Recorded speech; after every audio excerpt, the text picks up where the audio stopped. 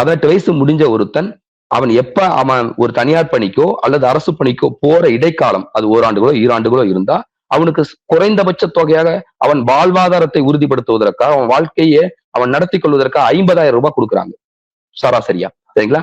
அப்போ ஒரு அரசாங்கம் எப்படி யோசிக்க பாருங்க. படிக்கிறவன் வேலைக்கு போற வரைக்கும் அவன் வாழணும், அதுக்கு காசு.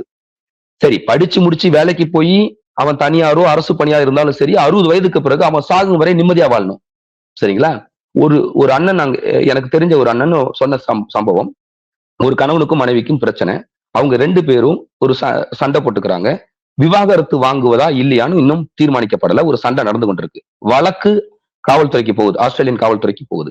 காவல்துறை கூப்பிட்டு அந்த கணவர்கிட்ட சொல்றாங்க, நீங்க விவாகரத்து வாங்கும் வரை உங்க வீட்டுல உங்க மனைவி கூட நீங்க இருக்கக்கூடாது. ஆனா நீங்க வெளியில அறை எடுத்து தங்கினா அறை எடுத்து தங்குற செலவு உங்க உணவு செலவை அரசாங்கம் ஏத்துக்குங்கிறான். இது எப்படி நீங்க பாக்குறீங்க?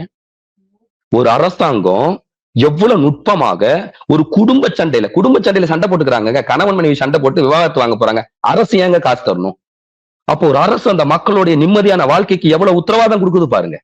அப்படியாம்பட்ட அரசுகள் இந்த பூமியில இருக்கும்போது, வல்லாதிக்க நாடுகள்ல இப்படியாம்பட்ட ஒரு நிம்மதியான வாழ்க்கை இருக்கும்போது, அரசு ஊழியர்கள் அத்தனை பேரும் போராடிட்டு இருக்காங்கன்னா, இந்த நாட்டின் அரசமைப்பு முறைகள் இந்த அரசியலே சீர்கெட்டு போய் இருக்கு. இந்த அரசு எந்தருமே சீர்கெட்டு போயிருக்குன்னு அர்த்தம்.